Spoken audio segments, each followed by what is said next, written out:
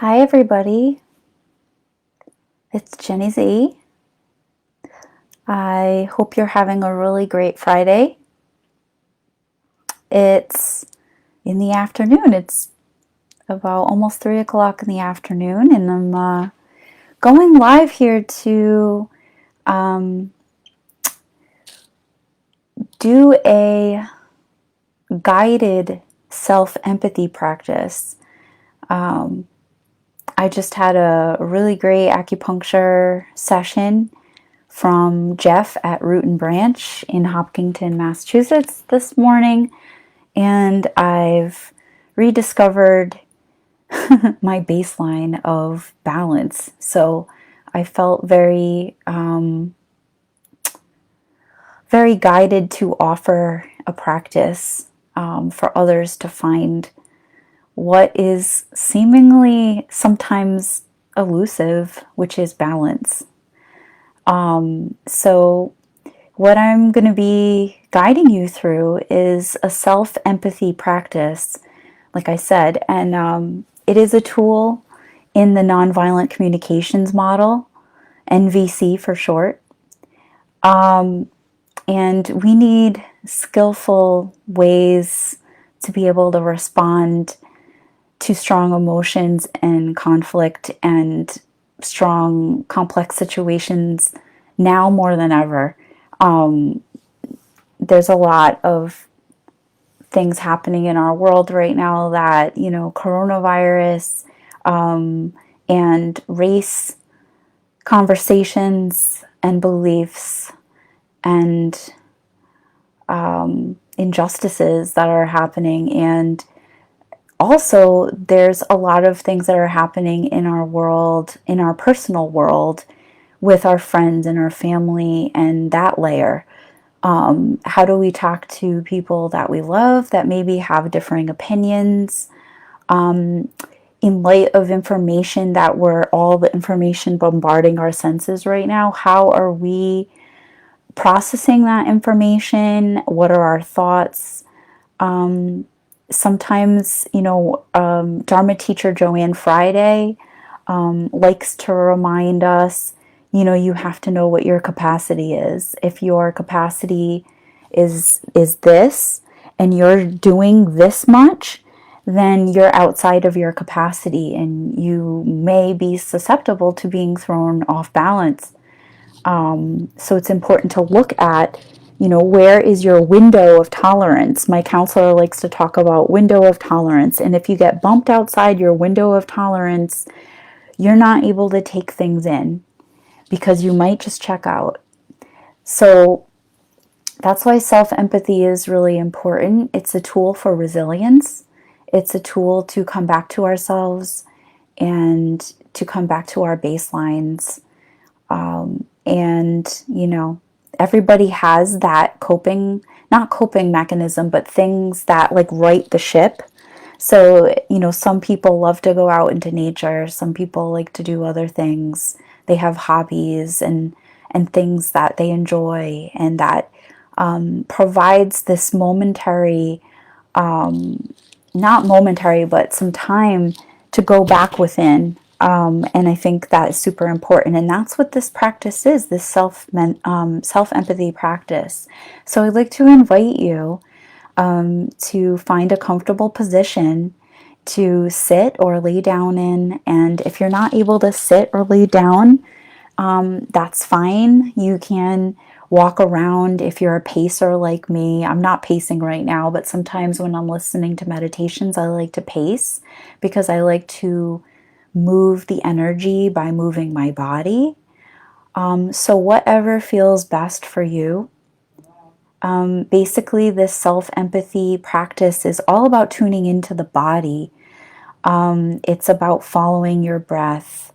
It's about recognizing your needs and your feelings and helping you to fulfill them for yourself so that you don't have to look externally for that fulfillment. So I'd like to invite you to get connected to your breathing, whether you're sitting, standing, walking, whatever it is you're driving even. You don't have to close your eyes for this meditation. it would be good for you to just kind of be able to tune into your body. And that can take some practice too. So give yourself some self-empathy if this information isn't automatically available for you. If I ask, for instance, how are you feeling X, Y, and Z in your body, and you're not sure, that's okay. Maybe just approaching silence and seeing what comes up. So I'd like to invite you to get connected to your breathing and just follow your breath in and out. Feeling all the places in which your breath comes and goes, your belly, your throat, your nasal passages, your mouth even. Really just get in touch with your body and your breath.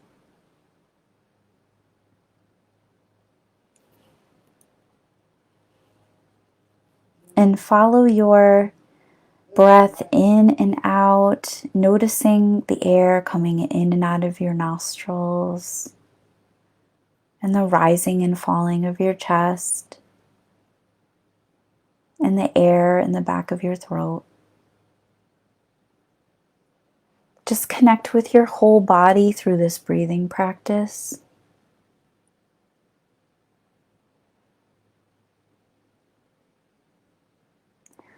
And just tune into the sensations in your body now. What physical sensations are you feeling? Are you feeling any areas of tension or constriction?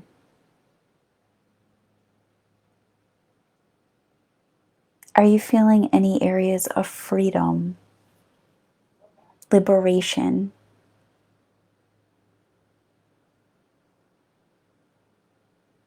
Let's come back to the places of tension or constriction and just see if you can breathe into those areas. Maybe they feel crouched in. See if your breath can expand those places.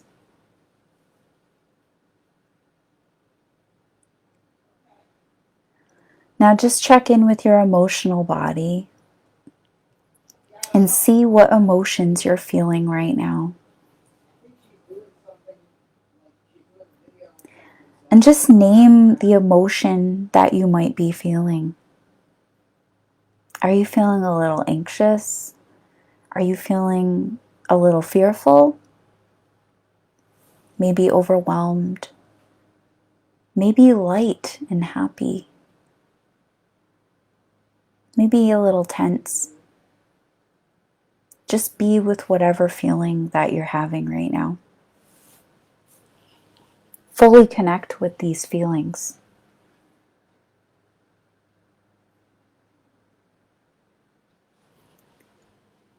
Take a minute and ask yourself, what need is under this emotion?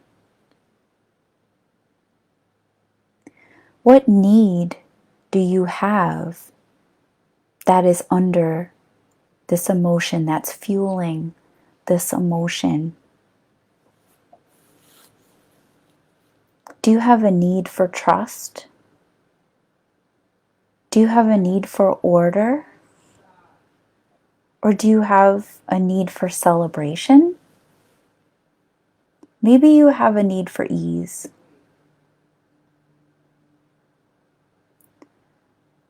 So just feel into that emotion and feel what need might be underneath that emotion.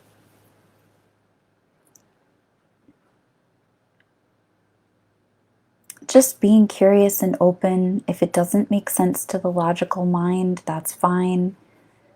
It doesn't have to. And maybe you have multiple needs. Maybe there are many needs. And isn't that beautiful that we're recognizing these beautiful needs that you have? Now take the need that seems to stand out the most, take the need that's most energetically charged and meditate or focus on that. Just feel it. Feel that need that is very charged for you right now. Have a sort of single pointed concentration with this need that you're having. Sort of like tunnel vision, where you only see that one need. And I would like you to direct the word trust to that need. And just lightly and gently keep repeating the word inside your head. If you want to say it out loud too, you can. But just envision that need. Like, for example, I have a need for trust. I have a need for order. I have a need for ease. I have these beautiful needs. But I think my need for ease is the most energetically charged. So I'm going to focus on ease. And I'm going to focus on the word trust. I'm going to focus that I can trust that ease is possible and I can fulfill this need myself.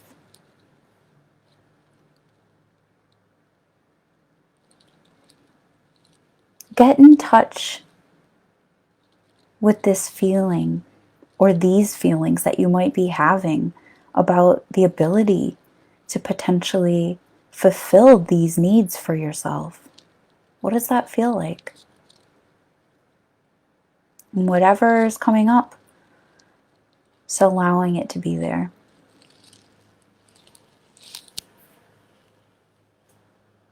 Now get in touch with the energetic nature and feeling of the need that you have. So going back to my example, I had a need for ease. I'm going to feel in my body, what does it feel like? What is ease? What does the energy of ease feel like? What does it feel like in my body?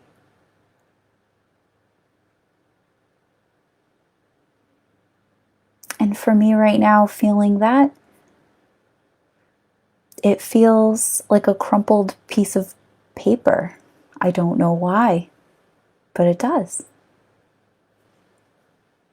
And so I'm just going to sit with that.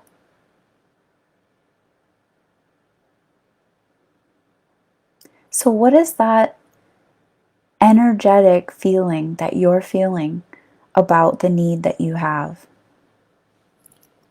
Get in touch with that for yourself.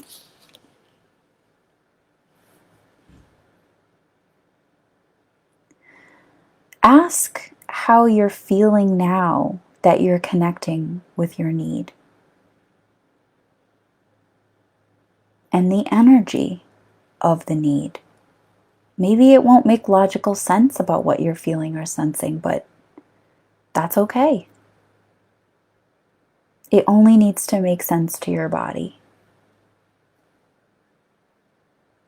And just by trusting this sense that you have of whatever might be coming up, this is building your resilience and your strength and your resolve to know that it might be possible for you to be able to trust yourself to meet these needs for your own self. So when you're ready and when you've connected with the energy of your need, see if you can just drop the word of the need altogether and just feel the energy of it. So my need was ease, and I felt the energy of it in my body as a rumpled piece of paper right here. And now I'm just going to drop the word ease, and I'm going to feel what that energy feels like.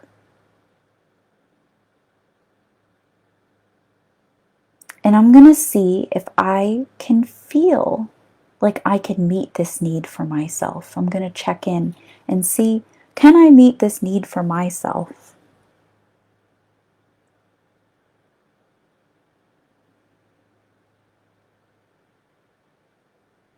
I'd like to invite you to do the same. Can this need be met by yourself?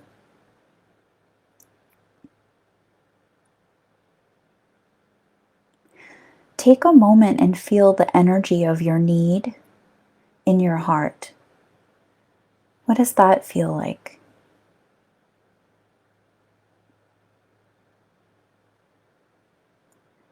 Take a moment and feel what it's like to breathe your need in and out. The energy of your need. What would it be like to breathe the energy of your need in and out? What would it feel like to radiate out to the world the energy of your beautiful need? What would that feel like? What does it feel like to radiate the energy of your need out to the world that you live in? Because you've filled yourself up with that need. You've satisfied that for yourself. And now that you have, you can begin to share that in a safe, protected, balanced way. Really commune with the energy of your need. And now that you know what it feels like in your body, you can come back to it at any time.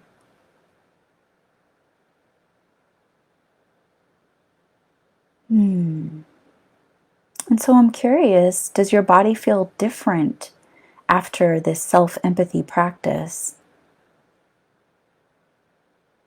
When you started, you checked in with your body and you noticed what may feel contracted or constricted, or what felt alive or open and liberated. What does your body feel like now?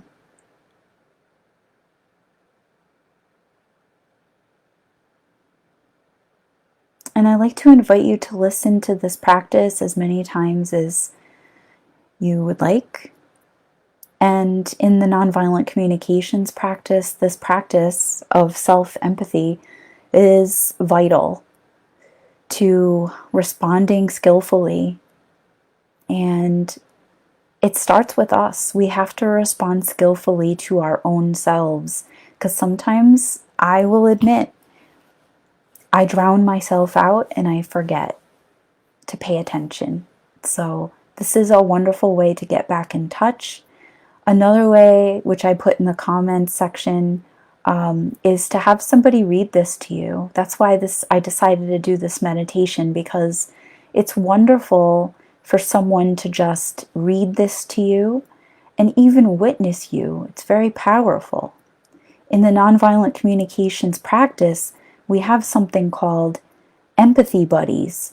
And empathy buddies are buddies that get together and make an agreement that they want to practice the tools that are given in the nonviolent communications practice. And this is one of the tools that we do and we practice in our empathy buddies sessions. So I just had a session with my empathy buddy yesterday, and it was very transformative for me. And having her there witnessing was very powerful and helped shine a light on some things that I didn't even know were living in my body. So I will share this document in the comment section, and drop a comment below. Let me know what your experience was like. And I'll be coming on live with other nonviolent communications tools, because these tools need to be shared now more than ever. So thank you so much for your practice, and I hope you have a wonderful long weekend. Take care.